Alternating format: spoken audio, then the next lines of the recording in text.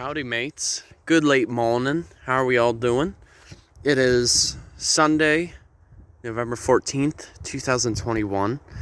And before I start the content of this video, I just want to wish my Grandma Sue a happy birthday. And today she turns 66. And Grandma Sue is on my father's side, for those of you who don't know. So, for those of you who are watching, send your regards of happy birthday. Alrighty. So I'm over at the Minnesota Scrub Preserve once again. Been here quite a few times. And today is actually a relatively cool morning in terms of the temperature. I think when I got out the door today, it was in the lower 60s. And that is in Fahrenheit. But noticeably, as I was walking along the trail here, especially along this Scrubby Flatwoods, that's the type of habitat we're in right now, I noticed these dark berries right here.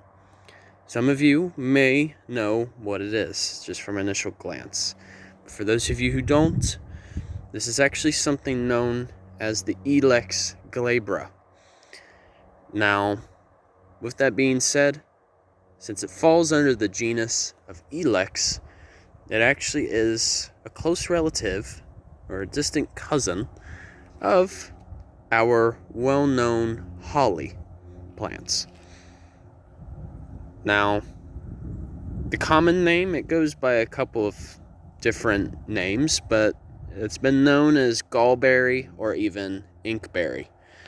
Now, sometimes using those terms can be a little confusing, since they're used so interchangeably. But they basically still refer to the same plant. And that's why you should just use the scientific name if you can, which is Ilex glabra. Now, you may be wondering, how is it really a distant relative of the holly? Well, you got to look at the leaves. So a common characteristic of a leaf belonging to a holly is you gotta look for the points. Let me see. There we go.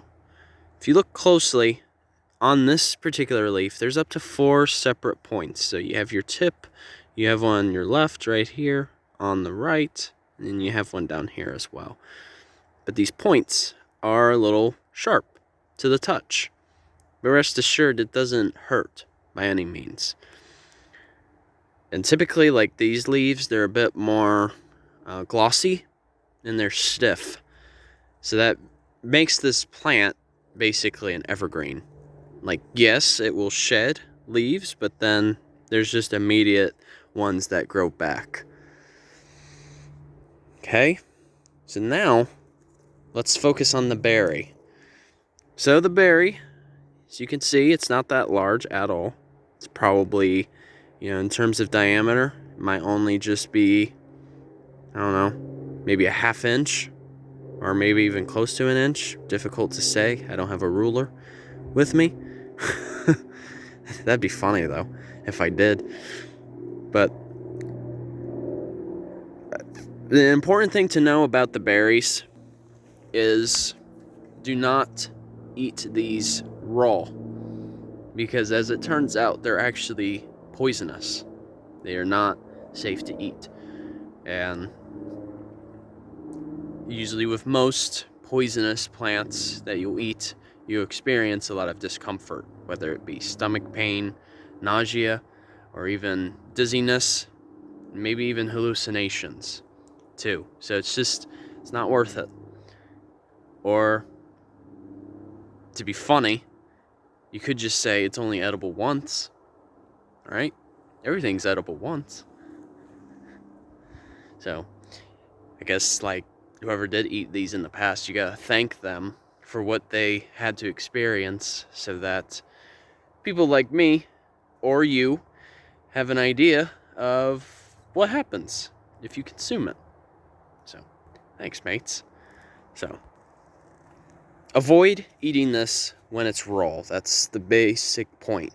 But our wildlife, on the other hand, whether it be gopher tortoise, deers, or even foxes that may inhabit this type of preserve, or bobcats too, they can eat this just fine because they have a totally different metabolism than ours that can handle the compounds found in the plant itself.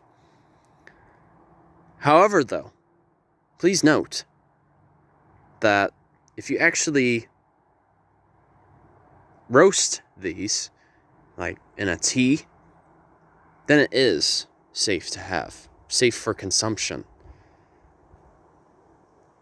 Now, I believe it's been found to act sort of as a substitute for coffee, actually. Because apparently, the plant does have a little bit of caffeine in it.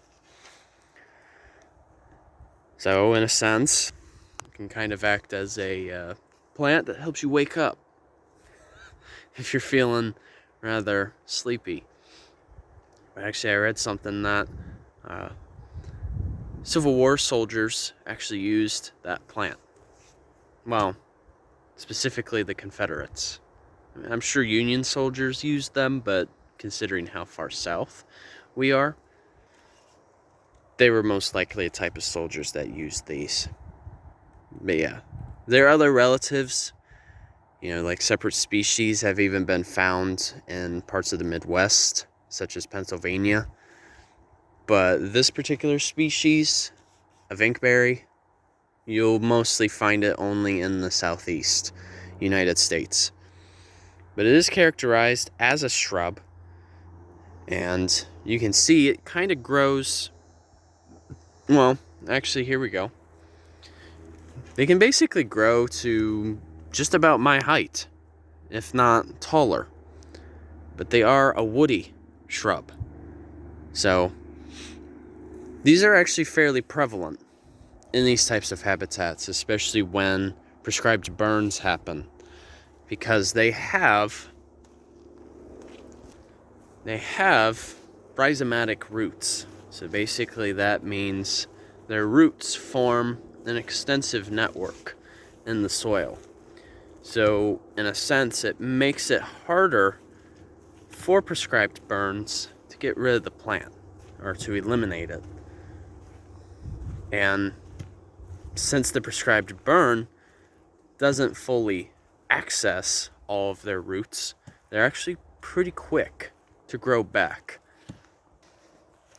Yeah, like there's plenty. However, though, Inkberry should not be confused with another type of plant called elderberry. Because here's the thing, elderberry, on the other hand, has much larger clusters of berries than that of an inkberry. And typically, when you look at the stems of elderberry, it has more of a purple appearance. So, hopefully, in the near future, I can stumble upon one and actually focus a video on that. And also, I wanted to mention, got some new hiking boots, too. So I actually, I hope Sarah, my cousin Sarah, I hope this video finds you well. She was very generous to me to basically provide the gift over to me, because the old hiking boots I did have, they were falling apart quite badly. I mean, literally, like the part in between the actual shoe and like the rubber sole, you could literally see in between it. I'm like, yeah, it's time for some new boots. So, just a shout out to you, Sarah, and her husband, David, and also my great aunt, Gloria. I thank the three of you. Thank you for allowing me to feel a bit more comfortable when I'm hiking. So, alright, you guys.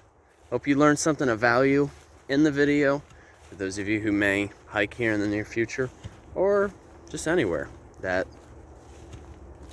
in Florida, or even parts of the southeastern United States. So, alright, you guys, take care, and once again, Journey on a Journey is outwards. Take care, folks. See ya. Take care, you guys.